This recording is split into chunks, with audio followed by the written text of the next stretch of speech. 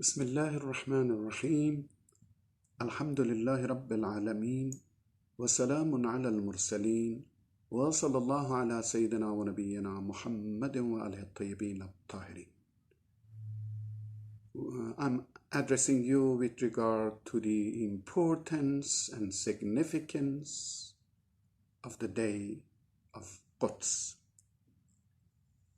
The Holy Quran foresees the collapse of Zionism because of their oppressing arrogance. In chapter Al-Isra, Allah subhanahu wa ta'ala reveals, brothers and sisters in Islam, you need to know that one whole chapter in the Holy Quran is considered and dedicated to the story of children of Israel, Bani Israel. Allah subhanahu wa ta'ala provides in this way, وَقَضَيْنَا إِلَى بَنِي إِسْرَائِيلَ فِي الْكِتَابِ لَتُفْسِدُنَّ فِي الْأَرْضِ مَرَّتَيْنِ وَلَتَعْلُنَّ عُلُوًّا كَبِيرًا. We revealed to the children of Israel in the book, twice you will cause corruption on earth, and you will perpetrate great tyranny. You will perpetrate great tyranny. فإذا جاء وعد أولاهما بعثنا عليكم عبادا لنا أولي بأس شديد فجاسوا خلال الديار وكان وعدا مفعولا. So when the first occasion of the two prophecies came, we aroused against you our servants, possessing great might, and they ransacked your habitations, and the promise was bound to be fulfilled. ثم رددنا لكم الكرة عليهم وأمددناكم بأموال وبنين وجعلناكم أكثر نفيرا. Then we gave you back the turn to prevail over them, and we aided you with children and wealth and made you greater in number. إن أحسنتم أحسنتم لأنفسكم وإن أسأتم فلها فإذا جاء وعد الآخرة ليسوءوا وجوهكم وليدخلوا المسجد كما دخلوه أول مرة وليتبروا ما علوا تتبيرا. If you do good, you will do good to yourself, and if you do evil, it will be evil for them. So when the occasion for the other prophecy comes, they will make your faces wretched and enter the temple just as they entered it the first time, and destroy utterly whatever they come upon. So there are some messages in this verse. This is chapter Al-Isra, or chapter Bani Israel, children of Israel, verses 4 to 7. 4 verses. There are some messages. Number 1, divine traditions for human ups and downs. Allah subhanahu wa ta'ala has established divine traditions with regard to the human life. Number 2, Zionism are a part of humanity with some particular type of characteristics. Zionists are moving on the avenue of corruption from the beginning of the history up to now. This character is highlighted in the past, present, and future. Character of corrupting. Number 4, Allah subhanahu wa ta'ala will carry out His divine traditions through his faithful and powerful servants. And number 5, the final collapse of children of Israel will be before or after the global reappearance of Imam Mahdi Ajalallah Ta'ala Farajahu Sharif. So according to this Quranic point of view, the group, the nation of Bani Israel are troublemaker. The day of Quds for us Muslims, and particularly Imami Muslims, is a pedagogy of hope which is taken from Amir al-Mu'mineen Ali ibn Abi Talib salawatullahi wasalamuhu alayhi in Nahjul Balagh. In his last will, he says, Kuna lit-talimi khasman walil-madlumi hauna. Be against the oppressors a hostile enemy, and beside the oppressed a releasing help. Taking this lesson from Imam Ali, late Imam Khomeini Ridwanullahi Ta'ala alayh has established a paradigm, a new political paradigm all over the world. And that political paradigm is the day of Quds, a remaining and empowering memory and a releasing strategy from late Imam Khomeini to collect help from all over the world and put it inside Palestine in order to help Palestinians to overcome the forced problems that imposed on them. Brothers and sisters in Islam, today in this short talk, I have a message for you.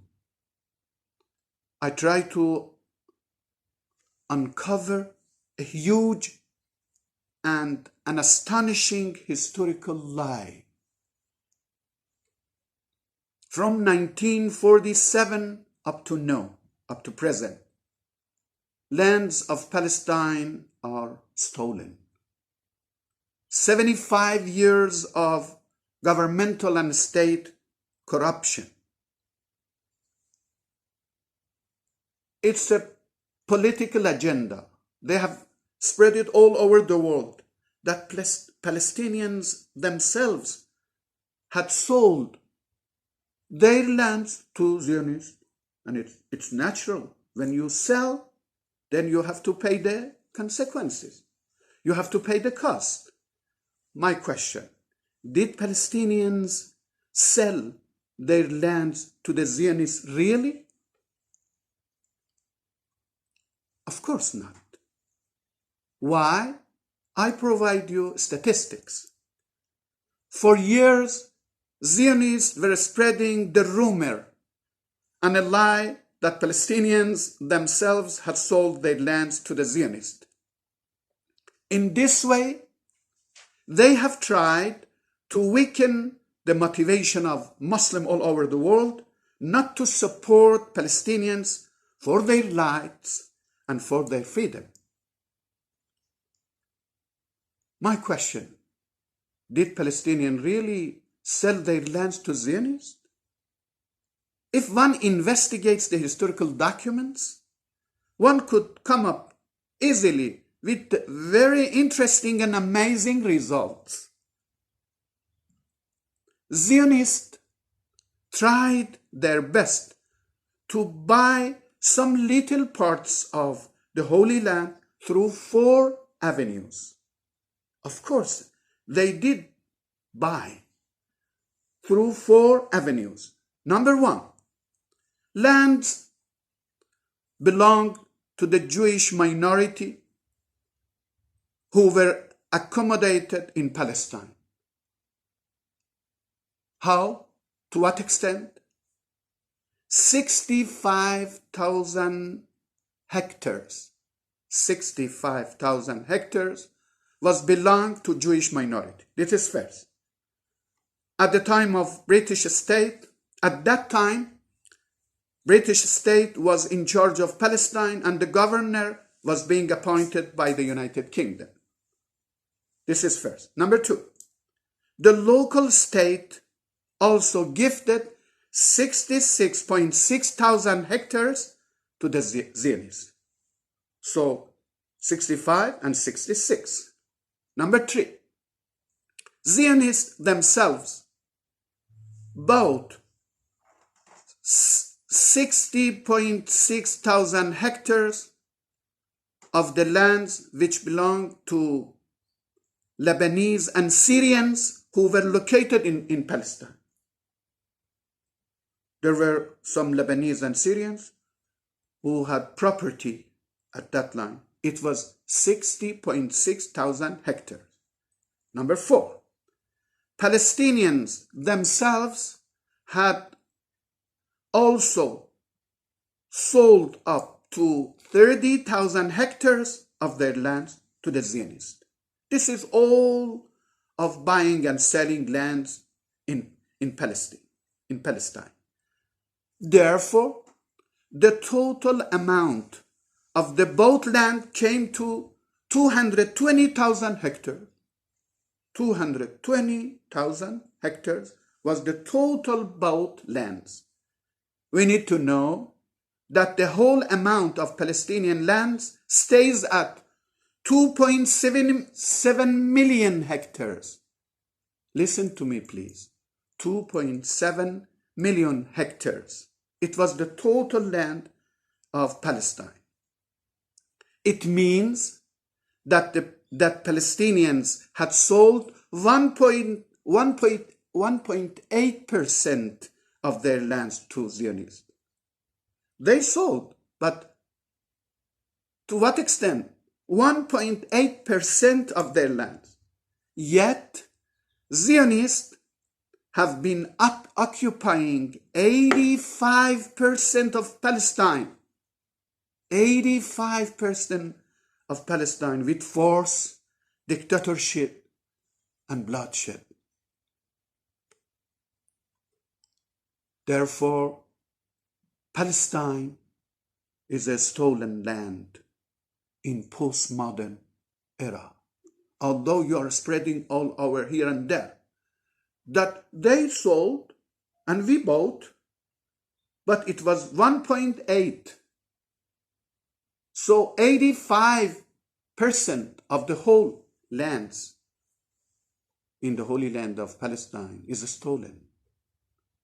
And we are living at postmodern era when people at all layers and levels are talking about human rights, freedom, democracy, and liberalism. In this postmodern era, 85% of Palestinian lands is stolen, is taken by force, by bloodshedding, and by dictatorship. Therefore, we follow Imam Khomeini on the day of Quds to have a voice and to talk about this stolen land to all humanity. It has to be remain in the history of human beings that Palestine is a stolen land. Still, in the era of postmodernity, in the era of freedom, democracy, human rights, there are people who are pushed away from their own homeland. And Imam Khomeini, Ridwanullahi ta'ala alayhi, has established a culture of care, culture of responsibility, culture of togetherness for all Muslim all over the world to come together and stand against the people who have stolen this holy land. Imam Khomeini, it's not one single day during Ramadan.